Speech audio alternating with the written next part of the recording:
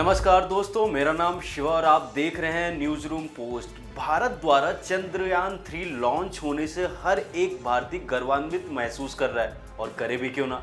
ऐसा करने वाला भारत पहला देश जो हो गया है। और आपने अंतरिक्ष यात्रा करने वाले राकेश शर्मा का नाम तो जरूर सुना ही होगा, पर क्या आपको उनकी अंतरिक्ष से जुड़ी कहानी के बारे में पता है कि कैसे उन्होंने भारत देश के लिए अपनी बेटी की मौत पर घर नहीं जा पाए थे। उनके जीवन से जुड़ी ऐसी दिलचस्प कहानी कि हर एक भारतीय को इसके बारे में जरूर जानना चाहिए। तो चलिए आपको इनसे जुड़ी सारी जानकारी इस वीडियो में देते हैं। भारत के पहले और विश्व के 138वें अंतरिक्ष यात्री राकेश शर्मा का जन्म 13 जनवरी 1949 को पंजाब के पटियाला में हुआ था। राकेश बचपन से ही विज्ञान में काफी रुचि रखते थे और बिगड़ी चीजों को बनाना और इलेक्ट्रॉनिक चीजों पर उनकी बारीकों से नजर रखना उनकी आदत थी। राकेश शर्मा जब बड़े हुए तो आसमान में उड़ते हुए हवाई जहाज को तब तक देखा करते थे जब तक वह उनकी आंखों से ओझल ना हो जाए। जल्द ही राकेश के मन में आसमान में उड़ने की चाहत उत्पन्न हो गई। फिर क्या, वह बस उसी ओर लग गए और एक दिन वो करके भी दिखा दिया, जिससे हर एक भारतीय को उन पर गर्व हो। पटियाला के हिंदू गौड़ ब्राह्मण परिवार में जन्मे राकेश ने हैदराबाद की उस्मानिया यूनिवर्सिटी से ग्रेजुएशन किया। किस्मत ने इस तरीके से यू टर्न लिया कि 1966 में एनडीए पास कर इंडियन एयरफोर्स कैडेट बने। राकेश शर्मा ने 1970 में भारतीय वायुसेना को ज्वाइन कर लिया।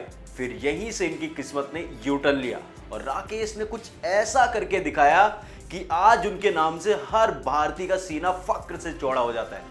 मात्र 21 साल की उम्र में ही भारतीय वायुसेना में शामिल होने के बाद राकेश का जोश दोगुना हो गया और वो इसे बरकरार रखते हुए तेजी से आगे बढ़ते गए। पाकिस्तान से युद्ध के बाद ये काफी चर्चा में है, क्योंकि 1971 के भारत और पाकिस्तान युद्ध के दौरान राकेश शर्मा ने अपने विमान मिग एयरक्राफ्ट से महत्वपूर्ण सफलता हासिल की।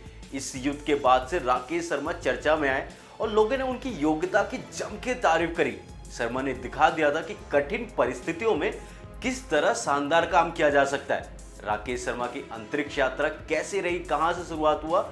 भारतीय इंडियन स्पेस रिसर्च सेंटर और सोवियत संघ इंटरकॉस्मोस के इस संयुक्त अंतरिक्ष मिशन में चयन के उपरांत राकेश शर्मा को सोवियत संघ के कजाकिस्तान में स्थित बैकानूर में अंतरिक्ष प्रशिक्षण के लिए भेज दिया गया। उनके साथ एक और भारतीय रवीश मल्होत्रा भी भेजे गए थे।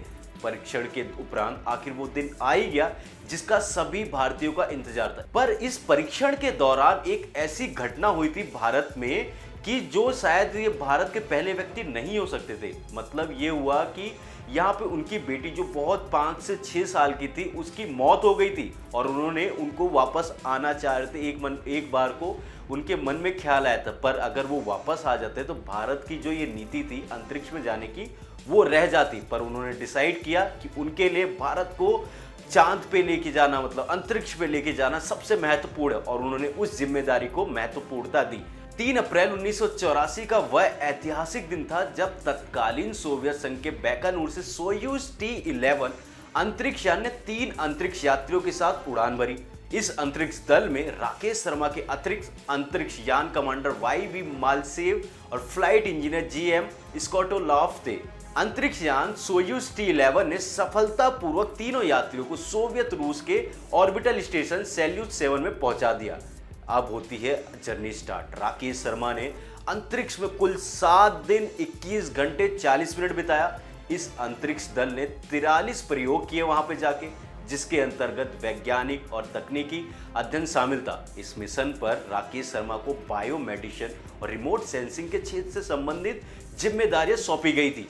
इस अंतरिक्ष यात्रा के दौरान उड़ान दल ने मॉस्को में सोवियत अधिकारियों के साथ और फिर तत्कालीन प्रधानमंत्री इंदिरा गांधी के साथ एक जॉइंट टेलीविजन न्यूज कॉन्फ्रेंस किया। जब इंदिरा गांधी ने राकेश शर्मा से पूछा अपना भारत अंतरिक्ष से कैसा दिखता है, तब उन्होंने जवाब दिया, सारे जहां से अच्छा हिंदुस्तान हमारा। इस मिशन के साथ भारत अंतरिक्ष में मानव भेजने वाले देशों की श्रेणी में आ गया। भारत ऐसा करने वाला विश्व का 14वां देश बन गया। इस महत्वपूर्ण क्षण के लाखों भारतवासियों ने अपने टेलीविजन सेट पर देखा था। सैल्यूट 7 में रहते हुए राकेश शर्मा ने भारत की कई तस्वीरें उतारी। अंतरिक्ष में उन्होंने 7 दिन रहकर 33 प्रयोग किए। भारहीनता से पैदा होने वाले असर से निपटने के लिए राकेश शर्मा ने अंतरिक्ष में अभ्यास किया। उनका काम रिमोट सेंसिंग से भी जुड़ा था। इस दौरान तीनों अंतरिक्ष यात्रियों ने स्पेस स्टेशन से मॉस्को और नई दिल्ली से साझा संवाददाता सम्मेलन को भी संबोधित किया। ये एक ऐसा गौरवपूर्ण क्षण था जिसे करोड़ों भारतवासियों ने अपने टेलीविजन सेट पर देखा और संजो लिया। राकेश शर्मा जब अंतरिक्ष यात्रा से भारत लौट कर आए और कुछ साल बाद विंग कमांडर पद से सेवानिवृत्त होने के बाद राकेश शर्मा हिंदुस्तान एरोनॉटिक्स लिमिटेड यानी HAL में टेस्ट पायलट के तौर पर कार्य करते रहे। इस समय वह पल भी आया जब वे एक हादसे में बाल बच गए थे और फिर नवंबर 2006 में राकेश शर्मा भारतीय अंतरिक्ष अनुसंधान संगठन यानी इसरो की समिति में भी सदस्य के रूप में शामिल हुए और काम किया। और अगर आप ये सोचिए, एक इंसान जो इतनी सारी उपलब्धियां हासिल करके आता तो उसको कितने अवार्ड्स मिले होंगे। अगर अवार्ड्स की बात की जाए तो इनको देश सहित विदेशों में भी कई अवार्ड से नवाजा गया है।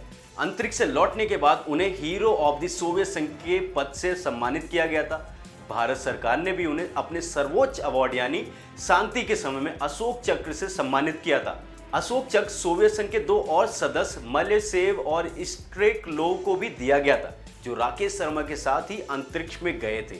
तो ये थी राकेश शर्मा की पूरी कहानी कि आपने देखा कि उनका बचपन का सपना था, उसको वो पहले एयरफोर्स के थ्रू गए, एयरफोर्स में काम किया।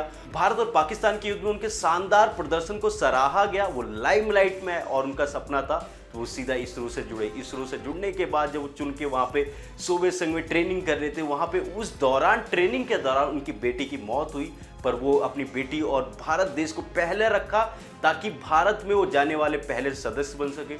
और इनकी पूरी कहानी इतनी मोटिवेटिंग और इतना एक तरीके से सभी युवा के लिए कि अगर आप कुछ सोचते हैं तो उसके पीछे जी जान लगा देनी चाहिए। और राकेश शर्मा ने वो करके दिखाया जो भारत में पहले करने वाले व्यक्ति बने। और आज भी एग्जाम में उनके बारे में सवाल पूछा जाता, चाहे वो 1 नंबर का या 2 नंबर का हो, आज भी राकेश शर्मा एक अपना शांति से अपने परिवार के साथ जीवन बिता रहे।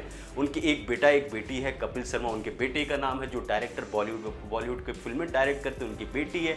इनके ऊपर फिल्म भी बनने वाली थी पर पता नहीं किसी कारणवश से वो फिल्म नहीं बन पाई। तो ये थी पूरी राकेश शर्मा की स्टोरी जो अंतरिक्ष यात्रा से जुड़ी थी।